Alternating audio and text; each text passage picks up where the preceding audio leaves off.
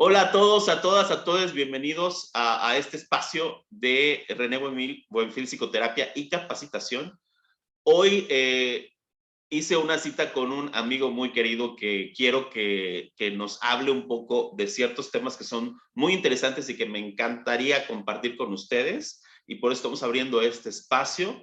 Y le quiero dar la bienvenida a mi colega Fernando Borges Barrientos, que nos va a venir a hablar de temas que tienen que ver con la psicología, pero que tienen que ver específicamente con los derechos de las niñas, los niños y los adolescentes. Entonces ahorita vamos a ir viendo eh, cuáles son los temas más importantes que a Fernando le interesan y en qué está trabajando y cómo está contribuyendo desde su trinchera al bienestar de la comunidad aquí en Mérida, Yucatán. Hola Fernando, bienvenido. Hola René, muchísimas gracias por esta presentación. Realmente me siento muy contento de venir a platicar contigo, lograr grandes experiencias que tuvimos ahí en el DIF municipal y en otros espacios, ¿no?, que hemos podido colaborar. Entonces para mí es un gusto estar aquí. Yo creo que hablar de los temas de niñez es importante. Ahorita que dices, pues ¿a qué me dedico? Pues yo soy psicólogo, pero mucho de lo que venía haciendo últimamente es como ser un promotor de derechos de la niñez. Porque creo que, bueno, no solo lo creo, estoy convencido, y lo dijo el Premio Nobel de Economía, me parece que el año pasado: no hay mejor inversión para ningún estado, para ningún gobierno, para ninguna sociedad. No hay mejor inversión que invertir en la niñez. Entonces, pues yo creo que podemos tocar algunos temas que se me hacen importantes, sobre todo para la localidad. Si bien creo que uno debe estar enterado de todos los temas que están ocurriendo en el mundo y que ahorita la tecnología nos lo permite, pensar en lo local, en lo que tengo cerca, en mis vecinos, en mi colonia, en mi parque, en mi escuela. Yo creo que enriquece como seres humanos, ¿no? Te agradezco mucho la invitación y pues aquí estamos para compartir conocimientos y experiencias. Oye, Fernando, cuéntanos entonces un poco cómo terminas en el DIF, en el área de atención para niños, niñas y adolescentes, y cómo es que este se vuelve un interés continuo a lo largo del tiempo en el ejercicio de tu carrera profesional como psicólogo. Bueno, yo diría que llego por azar, si quieres decirlo, al DIF de Mérida. Y ahí yo ya tenía la experiencia de trabajar en el área de la criminología, de la psicología criminológica.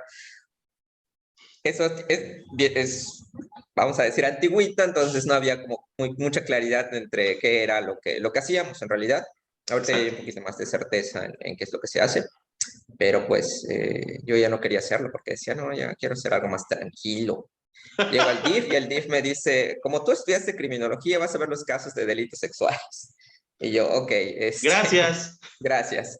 No, una gran experiencia. En realidad me movió mucho emocionalmente. Aprendí demasiado de mí, de los niños, porque yo tenía una formación para hacer peritajes psicológicos. Entonces, cuando tengo que dar atención psicológica, te digo, no había, no, o sea, no existía como mucha diferenciación entre qué hacía cada profesional. Entonces, yo llegué con un modelo de intervención de peritaje psicológico. Y recuerdo mucho una pequeña, tenía como 4 años, este, que me impactó mucho su comportamiento dentro de la consulta. Entonces, la niña se escondía bajo las sillas y me hizo cuestionarme a servicio de quién estoy, si del sistema de justicia o si de esa niña en particular. Y entonces me di cuenta que estaba a servicio de la niña. Qué Y fuerte. no, fue un impacto muy importante para mí, que a la fecha, cuando lo converso con otros profesionales, uno siempre tiene que pensar eso, a servicio de quién está. Y tiene que ver con desde nuestra cuestión laboral, porque en ese momento yo trabajaba en el DIF, que se dedica a atender a personas en una condición de violencia. No trabajaba para el sistema de justicia. Exacto. Hubiera sido diferente si trabajara para el sistema de justicia, ¿sí? Y aún así, el tocar a un ser humano hay que hacerlo con mucha delicadeza, y más si se trata pues de un niño o de una niña, porque son personas en formación. Entonces, este cambio que tuve personal me obligó a buscar paradigmas de intervención terapéutica con niños, niñas y adolescentes, además pues el conocimiento que ya tenía de los sistemas de justicia, porque para eso sí, yo ya tenía interacción con el sistema penitenciario, con el Ministerio Público, con la Secretaría de Seguridad Pública, ya conocía esos ambientes, pero no de esa manera. Como es más de cuidado, más de protección. Entonces, mi historia de DIF municipal es esa, hago como, no sé, muchos años trabajando con niños, niñas y adolescentes víctimas, y después pues tuve la oportunidad de que la procuradora Teresita Anguas me la encuentro de casualidad en un juzgado y me dice, vente a trabajar conmigo. Y entonces ya entro a la Procuraduría actualmente de Protección de Niñas, Niños y Adolescentes, ya bajo otro esquema, ya no una cuestión terapéutica, sino más una cuestión como de política pública, de hacer las estrategias de protección y de restitución de derechos de niñas, niños y adolescentes. Me da otro panorama diferente. Es No, otra no mirada te- completamente. es otra mirada. Una es de microscopio y otra es de telescopio. Pero realmente me ha ayudado muchísimo a ir integrando pues, información que durante 20 años, que digo chispas, un abrir y cerrar de ojos 20 No es años, ¿no? por, no están tú para saberlo ni yo para contarlo, pero sí son bastantes añitos. Algo. Pues como para el cuidado de niños, niñas y adolescentes es importante. Hace rato me estabas comentando lo de Yucatán como estado protector y sí, Yucatán es un estado muy protector de la familia y es totalmente paradójico porque nuestros problemas, o uno de nuestros problemas más fuertes es la violencia familiar. Definitivo. Nuestra violencia no está en la calle, nuestra violencia está en casa. El lugar donde deberías estar más seguro no es el lugar más seguro. Y la violencia sexual es algo gravísimo. Siempre estamos primero, segundo lugar de violencia sexual y en niñas, niños y adolescentes. Entonces, es algo súper paradójico, porque como que somos protectores y también lastimamos. Entonces, hay que hacer una reflexión muy fuerte de estas violencias que ocurren en casa. Sí, y cuéntanos ahorita de manera reciente, cuál es tu interés hoy a partir de este proceso en el cual tienes una visión de microscopio y luego de telescopio sobre este asunto, hoy hacia dónde se dirige tu mirada, hoy hacia dónde estás avanzando como profesional que tiene en la mira los derechos de niñas, niños y adolescentes. De verdad, ha sido un proceso de mucha reflexión. En DIF vi cosas muy complejas, realidades muy dolorosas, ¿no? Pero en Procuraduría vi más. O sea, vi cosas más fuertes. Porque Procuraduría trabaja con los niños que su condición de vulnerabilidad es extrema. ¿Qué es lo que ocurre con los sistemas de protección o lo que debería ocurrir? Eh, hay algo que se llama Convención de los Derechos del Niño, que se hizo en el 89. Es la convención más firmada a nivel internacional, más aprobada, más validada por todos los países. Solo uno no firma, Estados Unidos. Todos los demás países firman esa convención. ¿Qué? Así es. México firma la convención en el 89, la ratifica en el 90, pero empieza a hacer sus leyes en el 2000. En el 2000 la primera ley federal de México. Y 20 años Yucatán, después. y Yucatán es el primer estado que tiene ley estatal en el 2008. Es una buena ley, ¿vale? Sin embargo, hay una reforma en 2014. Esta reforma es importante porque crea las procuradurías de protección, ¿vale? ¿Qué es lo que hace la UNICEF? Todos firman, todos dicen, sí, sí, voy a proteger los derechos de los niños, hay unos lineamientos, se hacen valoraciones por un comité, creo que cada 5, cada 10 años, y el comité hace unas observaciones, ¿vale? Este comité le hace unas observaciones a México y le dice, tienes que hacer procuradurías especializadas, ¿vale? México las genera en 2014 y ahí sí nos atrasamos un poquito, nos atrasamos 7 años.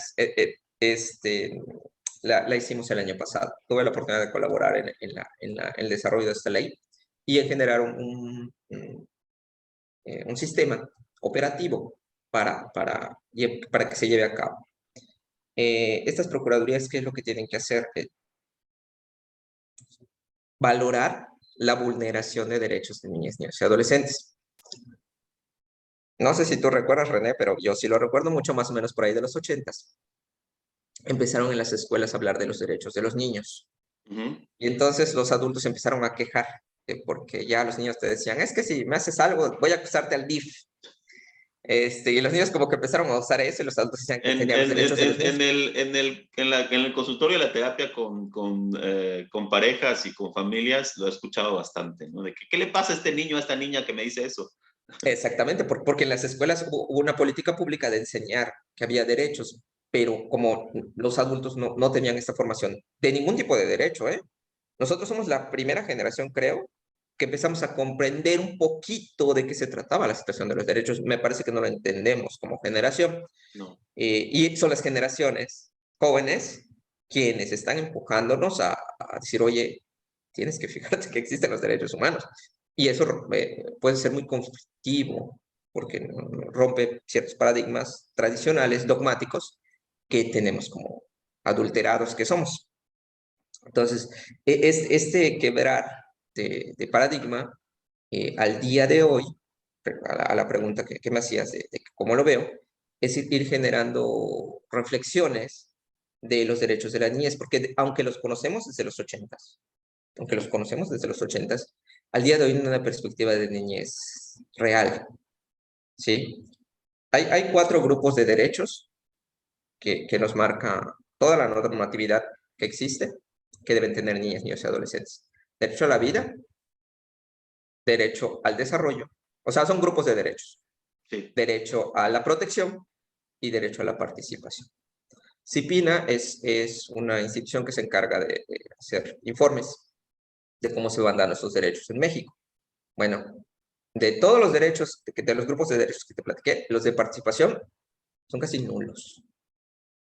¿Por qué? Porque los niños, la población infantil, como su nombre lo dice, infancia son los que no tienen voz.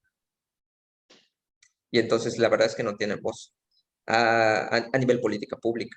No se les permite mucha participación. Sí, se hace como así como que los ponen a votar, pero hacen así como que sus cositas, así como así como un proceso electoral, pero muy chiquitito para los niños. De Es repente correcto, hace un dibujito y lo mandas en un concurso, cosas así por el estilo, ¿no? claro. Y hasta eso, hay privilegios entre los grupos de niños. Ahorita te voy a contar una experiencia. Son 2 programas que yo conozco buenos, la verdad es que son buenos, que promueven la participación de los niños. Uno son los niños difusores, ese programa es del DIF nacional. Es muy interesante porque ahí es donde tuve una participación y vi a unos adolescentes hablando sobre los derechos de los niños y la verdad mis respetos para esos muchachos, adolescentes, eh, pero ellos mismos decían, es que yo tengo privilegios.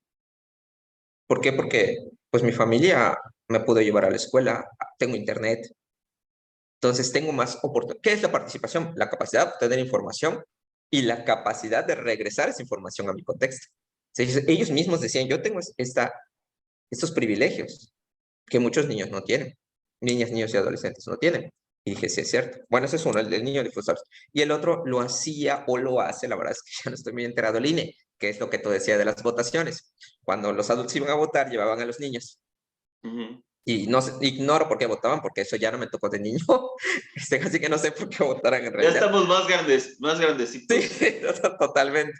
Entonces, no sé por qué era, qué podías votar, ¿no? Sí. Pero son esfuerzos que hay que trabajar mucho desde la familia. Y ahí es donde qué bueno que tú lo mencionaste, la cuestión terapéutica es muy importante para esto. Creo que nuestro trabajo a nivel clínico es un trabajo muy oculto. O sea, es hasta una cuestión como dentro del imaginario de brujería, si le quieres llamar, porque la gente entra al consultorio, algo pasa y sale, pero ese proceso es como muy cerrado. Incluso por eso Eh, tienen miedo de ir al consultorio con un psicólogo o claro. con una psicóloga, porque dicen, es que, ¿de qué me va a servir? ¿Qué va a pasar? Y tienen mucha ansiedad de cómo va a ser el proceso. Y entonces yo creo que hay que ser como muy transparente en la cuestión de los procesos, tener una agenda transparente en lo que va a ocurrir y sobre todo si se trata de niñez. Mucho más. Y ahí voy, ¿por qué? Por las razones de estos grandes panoramas que uno tiene que ir aterrizando a sus realidades. Yo como psicólogo, ¿cómo lo tendría que ir aterrizando a mi realidad clínica? Hablando de una cuestión psicoterapéutica. Yo tengo que ser garante, tengo que ser un actor garante de derechos de niñas, niños y adolescentes dentro de mi consulta. ¿Esto qué significa? Que los tengo que tratar como personas, Claro. ¿vale? Y entonces, ¿qué ocurre aquí? Puede haber un choque entre la expectativa de los adultos y la expectativa de los niños. Y yo tengo que ser un puente en el cual yo comunique o de alguna manera fomente el explicarle a la familia que ellos son los primeros actores garantes de los derechos de niños, niñas y adolescentes. Lo Yo cual tendría que obviamente hacer ni eso. siquiera lo saben, muy probablemente. No, no lo saben. No lo sabe el terapeuta y no lo sabe la familia. ¿Me explico? ¿Por qué? Porque, y eso tiene que ver con cosas tan básicas como un contrato terapéutico. Ujú. El contrato terapéutico se lo damos a los adultos porque es el adulto quien paga la terapia. ¿Vale? Y el adulto que quiere que tú le digas todo lo que el niño te dice. Pero en sí, un proceso psicoterapéutico tiene que ver con tu intimidad. Sí, con la confidencialidad. Y entonces niño, pues no quiero decirle a lo mejor a mis papás que estoy enamorado de mi compañerita de la escuela porque me da pena. ¿Vale? Entonces, en un proceso psicoterapéutico, el cuidado emocional de las personas es muy importante. Él es una persona y tiene derecho a conservar la intimidad. Pero cuando se rompe este derecho, o sea, no es que se rompe el derecho. Hay algo que se llama interés superior del niño y es algo súper complicado. Cuando empecé a meterme con los derechos de los niños, a conocer, decían, sí, el interés superior del niño. Decía, ajá. Y le preguntaba a los abogados, ¿qué es el interés superior del Como un niño? concepto así muy... No, es impresionante porque era así súper abstracto, porque decías, el interés superior del niño. Y yo, ok. Te puedo decir que de 2008 que empecé a estudiar sobre derechos de la niñez, como 2020, nunca me quedó claro que era el interés superior del niño, Sí, es una ¿vale? de esas cosas que se presta a mil interpretaciones. Pero en que hicieron la reforma y empecé como a comprender un poquito mejor la cuestión de la ley, ya vi que ya hubo como lineamientos para entender el interés superior del niño. Es un derecho, pero es un principio. Y también tiene que ver con la toma de decisiones, ¿sí?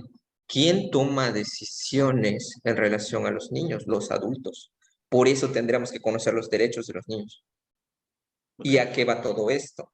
Tengo que darle la oportunidad de tener una vida, pero una vida digna. Que esa vida tú puedas tener unos espacios de desarrollo, que yo te pueda proteger, sobre todo de la violencia, en un país tan violento como México, en un estado donde te violenten en casa como Yucatán, ¿sí? Y tengo que darte tu derecho a participación. Tengo que pensar que estas 4 cosas yo las tengo que relacionar dentro de una historia de vida. Y eso es muy complicado. Porque ¿qué hace el psicólogo? El psicólogo te hace una historia clínica. Conoce o intenta conocer quién eres a través de tu historia, pero te conoce en un momento particular. Y en ese momento particular pueden estar habiendo muchas variables en las cuales vas por motivo de consulta. Pero yo no tendría que perder de vista estos 4 ejes. Si trabajo con niñas, niños y adolescentes, los tendría que tener súper claros. Porque un caso de violencia familiar, no voy a meterme a violencia sexual, vamos a hacer violencia familiar, ¿vale? El papá llega y le pega a los niños porque está molesto, ¿vale? Eso el Sí. niño me lo dice a mí, a su terapeuta, porque me tiene confianza. Para a lo mejor la mamá no lo cuenta porque a lo mejor a ella también le pegan o le da vergüenza o lo que quieras. Esto ya es un delito. La violencia física en México ya es un delito. Hacia niños, niñas, y es un delito que tienes que denunciar. No puedes no denunciarlo, ¿vale? Entonces Sí. tendría que estar en tu contrato terapéutico, que le das a los adultos y se los explicas a los niños. Sí, que no se obvien estas cosas, porque al final de cuentas, no es que se obvien, más que es que no se ven, o sea, no se hacen explícitas, ¿no? Es correcto. Y entonces yo tengo que conocer que eso existe y que yo lo tendré que denunciar. Y tú dices, bueno, es un chancletazo. Sí, o sea, ¿qué es lo que te decía de romper paradigmas? Dije, a mí me dieron chancletazos, soy psicólogo, por eso. ¿Ya sabes? O sea, como el romper este paradigma de que hay violencia que enseña es difícil, no es algo sencillo, Sí, por eso está todo este movimiento, ¿no? De crianza de crianza positiva, ¿no? positiva. O de crianza responsable, digamos, ¿no? Entonces, consciente y todo eso. todo, que es una cuestión, vamos a decir, de línea de trabajo profesional psicológico, pero tengo que conocer mi marco de trabajo legal para poder hacer estas intervenciones y ser muy explícito con las familias de por qué mi actuar, si trabajo con niños y adolescentes, proteger, garantizarle todos sus derechos, pero la familia es la principal responsable de garantizar esos derechos, Claro, ¿sí? Es súper complicado, que es la parte que llega a Procuraduría, separar a niños de su familia es una decisión muy difícil, ¿sí? Porque aunque tú vivas violencia en casa, es tu familia, ¿sí? Y es derecho del niño quedarse con su familia. Es muy importante la familia, pero a veces hay familias tan nocivas que hay que hacer las separaciones de los niños. Y hacer eso es muy complejo porque el tiempo es muy corto para realizar. Y entonces los sistemas de protección tienen que tener profesionales muy capacitados, tienen que tener profesionales muy sensibles, muy sensibles, porque estas separaciones en los niños pueden ocasionar sintomatologías, inclusive de tipo de secuestro, claro. porque a veces ni les explican. Pero vuelve a lo mismo, hay que darle dignidad al niño. Y eso seas psicólogo, seas maestro, seas policía, seas juez, todos tendríamos que darle al niño la dignidad de persona que requiere. Y no tiene que ver con su edad. Un bebé desde que nace y es una persona. Claro. Entonces yo tengo que darle dignidad desde que nace. ¿Sí? De hecho, todas las personas, desde que nacen hasta que se mueren, hay que darles dignidad. ¿Vale? Pero a veces pensamos, ¿cómo es bebé? O sea, no, se le va a olvidar. ¿Me explico? Y esto no lo reflexionamos hasta que las realidades nos confrontan. ¿Sí? Y es como bastante complejo. Pero hablaba de la psicoterapia. Si trabajan con niños, niñas y adolescentes, tienen que conocer los marcos legales de protección de derechos de niñas, niños y adolescentes. No hay excusa. De hecho, es muy delicado. O sea, la gente que trabaja con esta población, de verdad que busque formación para este tipo de atención. Y así con discapacidad, y así con personas de la tercera edad, porque son Claro. sectores de la población que son de atención prioritaria. Por lo cual, la ley, hay algo que se llama igualdad sustantiva, lo que busca es darles más apoyo, ¿sí? Legalmente hablando. Entonces, yo tendría que conocer esos marcos de referencia. Pero bueno, con los niños, por la cuestión de desarrollo, me parece como más importante. A lo mejor yo tengo más sensibilidad con los niños, no lo sé. Pero esa es la cuestión, hablaba de psicoterapia. Y hablando como de comunidad, que es igual otra cosa de las que platicábamos hace ratito, sí, Yucatán es un estado como muy sensibilizado a ver al de al lado, ¿vale? Y yo creo que esto tiene una razón como histórica, antropológica, porque pues la casa maya pues son terrenos grandes en donde vivíamos pues, todas las familias. Entonces el de al lado pues es tu primo, es tío, es pariente. Y eso pasó cuando la gente migró a Mérida. Si ustedes Exacto. se fijan, hay así calles que son, ¡ay, tío, el que vive en la esquina! Entonces, bajo esa misma lógica, se para un coche y estás echando, pues tú sales y dices, oye, tío, hay un Datsun rojo en la puerta, ¿te vienen a ver o qué?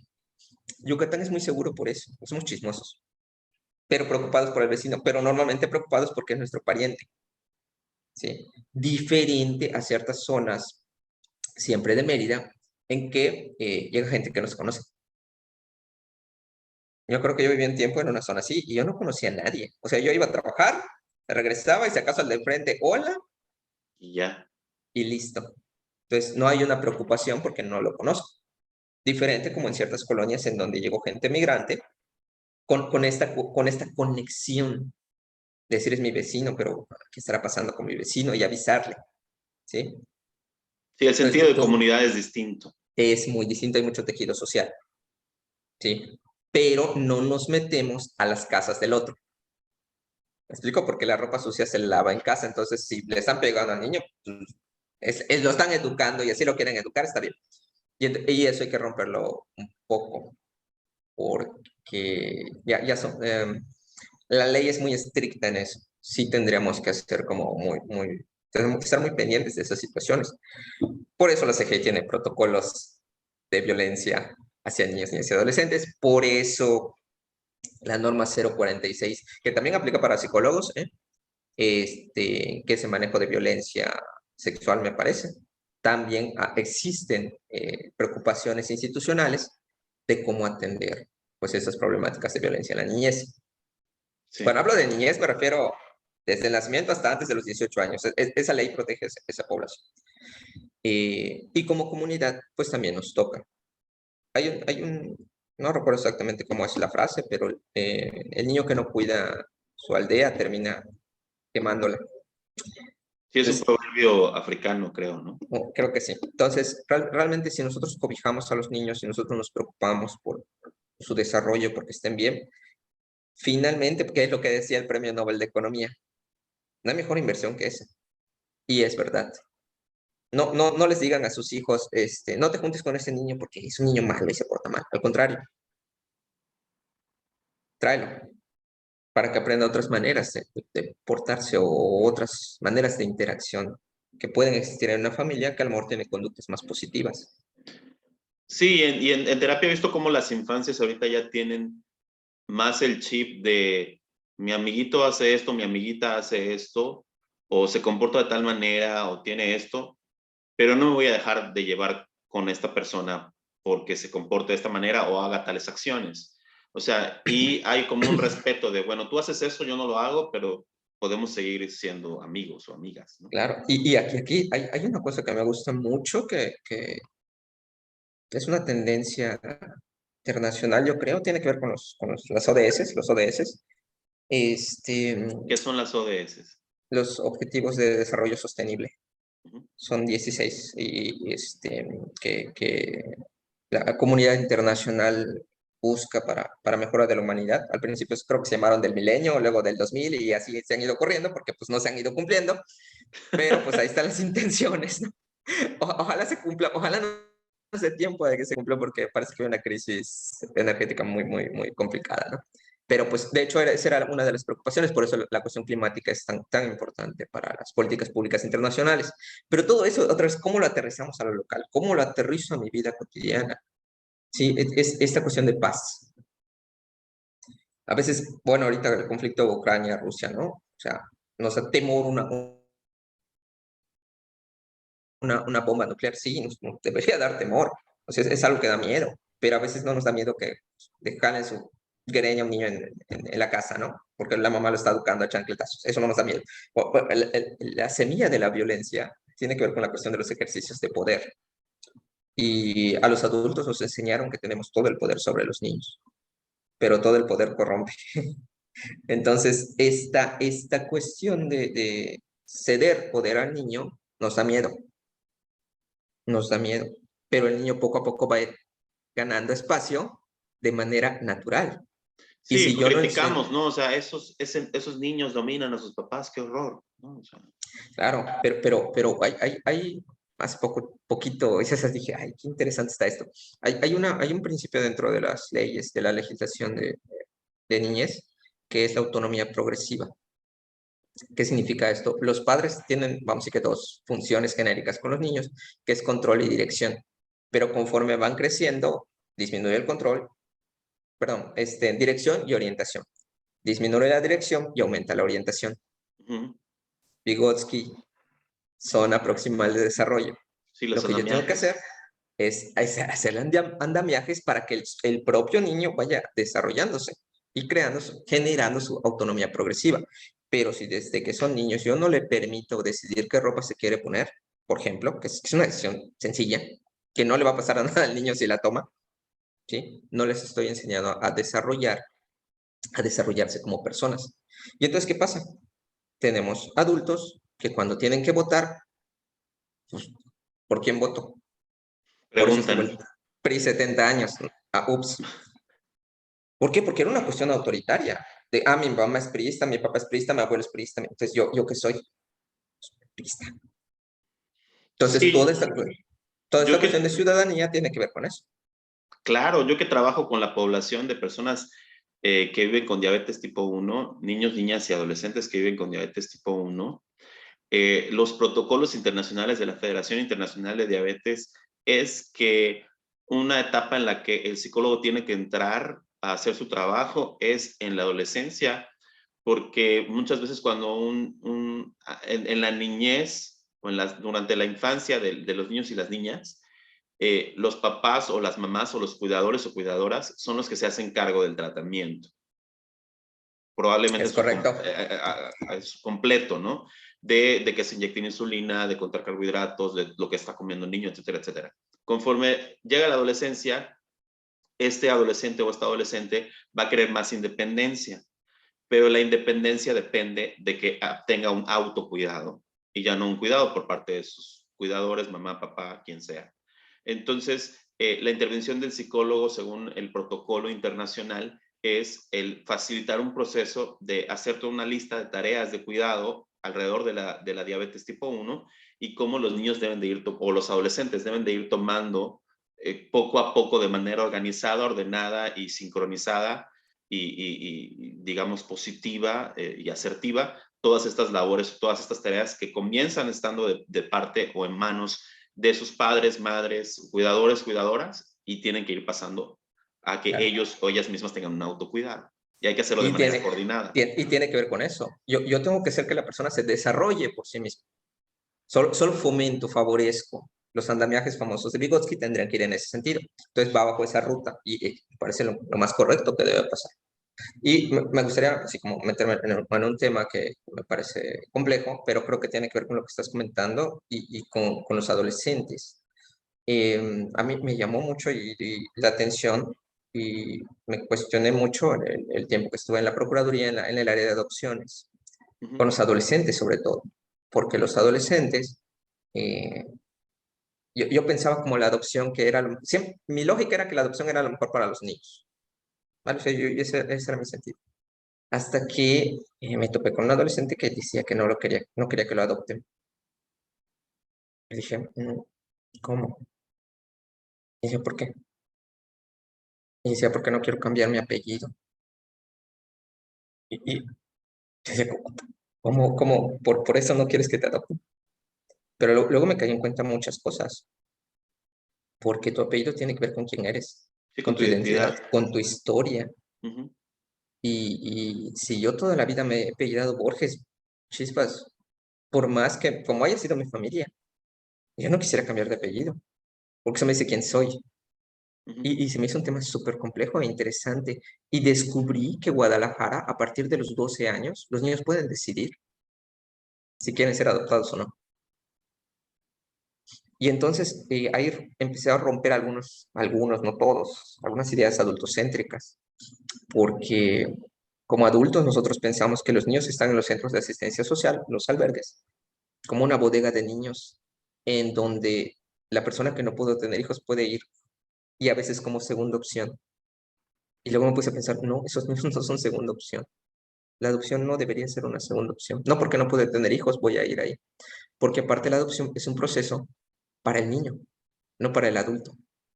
La adopción lo que busca es restituir el derecho de familia del niño, Uh -huh. ¿sí? Y ahí hablaba con las abogadas y les decía, no, es que nosotros somos los abogados de los niños, somos los abogados de los niños, no de las familias que vienen. Las familias, que es por eso creo que hay que permear a la sociedad con la idea de que el cuidado es hacia la niñez, no de un niño en particular, ¿sí? Porque como comunidad lo que tenemos es cobijar a los niños que no tienen familia, pero no importa quién se quede con el niño, mientras sea la mejor opción está bien, no importa quién mete el gol, me explico, una cosa de ese tipo, Sí, sino claro. que gane la niñez. Pero es muy complejo esta parte de romper esos paradigmas Sí, porque es una cuestión adultocéntricos. cultural también, ¿no? Sí, entonces como vamos y pensamos que no puede tener hijos, lo cual es muy triste, o sea, no estoy como criticando esta parte, ¿no? A la expectativa de tener una familia, pero el derecho no es de la familia, el derecho es del niño, ¿sí? Y entonces entender eso es sumamente complicado. Pero creo que hay que darles el valor, la dignidad de seres humanos. No son objetos que podemos ir y escoger y decir, quiero este porque es que es güerito, o ese me cae bien. No, todos los niños tienen el mismo derecho de que se les restituya el derecho de familia. Claro. Aún siendo bebés, Aun siendo bebés. Yo me movía mucho esa parte porque vi un documental de un poeta argentino que se llama Juan Gelman. Juan Gelman vive en un tiempo de dictadura en Argentina y a su hijo, tenía a su pareja, lo matan y a su esposa la mantienen viva hasta que nace su bebé y junto con otros bebés los llevan a Uruguay, a familias uruguayas, y se los dan como en adopción, pero pues se los robaron. Eso evidentemente los niños no lo saben, Claro, ¿me explico? Pero lo pueden descubrir, como pasó con esta persona. Entonces, ese bebé, él hace una carta, si pueden verla en internet, se llama Carta Abierta a mi nieto. Súper impactante de lo que él pensaba de esa situación, eh, porque esos niños tienen derechos e identidad. Uno tiene que preguntarse, bueno, ¿yo quién soy? ¿De dónde vengo? No importa si eres bebé, puedes descubrirlo mucho tiempo después y decir, no me quisieron decir que fui adoptado. Fui adoptado. ¿Quién es mi familia?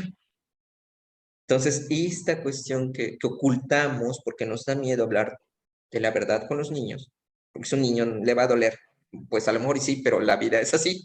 Muchos temas, problemas, situaciones nos duelen, pero hay que enfrentarlos. Entonces, esta cuestión de el derecho a la verdad, que aquí en México no es un tema que se toque mucho, pero en lugares donde ha habido dictaduras es un tema muy importante, a la verdad y a la identidad. Entonces, me parece como importante el poner en la mesa y discutir estos asuntos, dialogar esos asuntos y ponernos en alguna postura. Mi postura en particular es esta de niño de dignidad desde que nace, bueno, las personas, desde que nacen hasta que se mueren, pero los niños como están en un proceso de desarrollo, hay que irlos guiando y conforme los vamos guiando, irlos soltando. Pero como la lógica, nuestra lógica es mío, es la lógica de las familias mexicanas. Es mi hijo y lo vemos como objeto. Sea adoptado o no, lo seguimos viendo como objeto.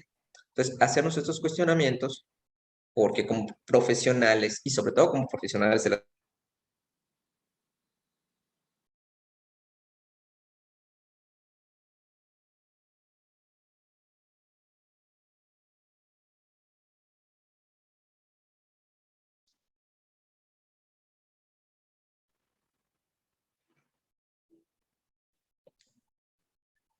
regresamos después de esta pequeño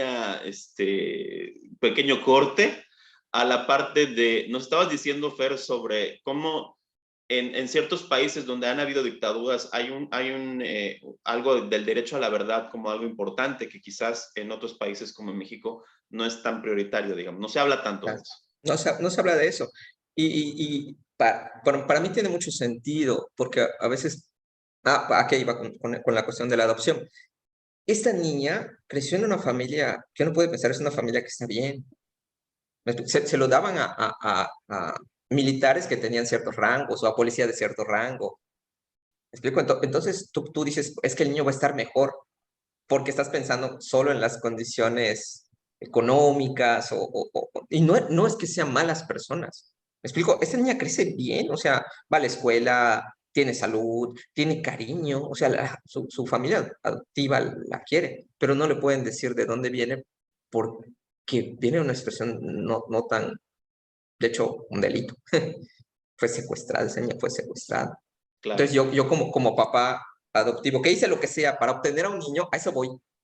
Haces lo que sea para obtener a un niño, lo estás viendo como objeto, no lo estás viendo con dignidad. si pasas por encima de sus derechos. Exactamente. Por eso es tan delicado. Y es muy difícil de entender porque dices, sí son buenas personas. Sí, nadie está criticando que sean buenas o malas personas. O sea, estamos criticando el hecho de la perspectiva con la cual se atiende esto. Porque finalmente yo le tuve que decir, vivió con una mentira. Esta persona a los 20 años conoce a su abuelo, a Juan Gelman, que es el poeta. Y por eso les invito a escuchar la carta, está en YouTube, así carta abierta a mi nieto, de Juan Gelman. La subiré Este, también aquí a todas mis no, redes. buenísima, está buenísima, porque él le dice, yo no quiero que vivas con lo que yo te diga, tú tienes una historia. Y la niña ya se había hecho una historia. Lo que quiero es que sepas tu origen. Claro, Pues es lo mismo. O sea, cuando a veces me dicen, es que va a estar mejor con esa familia. Sí, pero lo que no se vale es que sea a raíz de una mentira, ¿sí? O a raíz de algo que es incorrecto. ¿vale? Entonces, yo creo que como seres humanos tenemos como estos derechos de saber quiénes somos, ¿sí? Y por eso decía lo del interés superior del niño, porque yo tengo que ver todos mis derechos, no puedo excluir alguno. En este caso,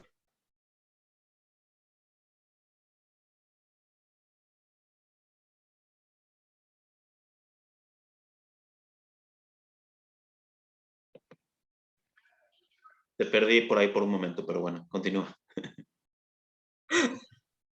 ok, que todos esos derechos tienen que estar articulados y son interdependientes. Entonces, familia, educación, perdón, vivienda, no pueden ir desligados de identidad, no pueden ir desligados de verdad. Entonces, todas estas cuestiones son muy complejas la verdad es muy, muy, muy difícil, porque también entiendo a las personas que vienen de una situación al borde de duelo, pero y yo creo que es que por eso necesitamos a los psicólogos para que superar esas cuestiones de salud mental y no Exacto. superarlas con una adopción, sino superarlas porque supera el duelo. Y ya después, quizá de manera generosa o con otra perspectiva y a, a decir, oigan, yo también puedo apoyar, que es lo que te decía, como sociedad yo tendría que pensar, yo también tengo que apoyar. Si el niño sale conmigo, pues bien, y si no, si sale con otra persona, qué bueno, ¿sí? Porque Claro. no es quien mete el gol, es que todos ganamos y el niño logra tener una familia. Sí, Entonces, desde que tengan una formación, estas personas que intentan adoptar o que buscan ese proceso, una perspectiva de los derechos del niño, ¿no? exactamente, pero es muy complejo porque te digo, conocemos los derechos desde la escuela, pero no los aprendemos en el sentido de aprehensión, ¿sí? Entonces, es un tema como bastante complejo. Es difícil, pero yo creo que hay que platicarlo. Eso me parece sano hacer. ¿Y cuál sería tu mensaje, Fernando, como psicólogo que trabajas en el tema específico de derechos para las infancias? ¿Cuál sería tu mensaje para todos esos niños, niñas y adolescentes, sobre todo que están quizás ahorita en algún proceso con algún psicólogo desde esta perspectiva o desde diferentes situaciones? ¿Cuál es tu mensaje que tienes hacia los niños, niñas y adolescentes? Eh, Hay adultos de confianza. Desgraciadamente no son muchos, no son todos, pero hay adultos que pueden ser una especie de megáfono y es lo que se necesita. Si los niños o los adolescentes identifican un adulto de confianza, o, que sea medio para que se escuche su voz eh, y griten, de verdad. Yo tengo una sobrina que adoro. Yo juego mucho con mis sobrinos, muchísimo, cuando tengo la oportunidad, ¿no? Y cuando rompemos piñata, yo nunca rompo la piñata, solo espero que no agarran los dulces. Entonces, cuando agarran los dulces, yo me acerco y les robo los dulces. Lo hago a forma de broma. Y ellos nada más se ríen y todo. Pero tengo una sobrina que el día que se lo hice me agarró la mano y me dijo, no, es mío. Y su mamá le dijo, no le hagas eso a tu tío. Y yo le dije, no, qué bueno que haces eso. Nunca lo dejes de hacer. Siempre defiéndete. Pero no todos los niños tienen esa manera de ser, Ese impulso. ¿sí? Ese impulso. Entonces, los que lo tengan, que lo conserven. Y los que no, que se apoyen de algún adulto confiable. Sí, hay adultos confiables, se pueden apoyar de ellos. ¿Vale? Y para los psicólogos que trabajan con niños, de verdad, fórmense en cuestiones de derechos y no se metan en cuestiones jurídicas si no las conocen. Es muy perjudicial para los niños. De verdad, es terrible para los niños si nos metemos en asuntos que no conocemos. Si no saben de cuestiones jurídicas, que se lo pasen a un profesional, me lo pueden pasar a mí, pero hay otros profesionales que lo pueden hacer, pero de verdad no lo hagan. O si lo quieren hacer, igual busquen formación en eso, porque a quien perjudican es al niño y es una vida. Y es una vida que, como está en proceso de formación, son etapas críticas de desarrollo.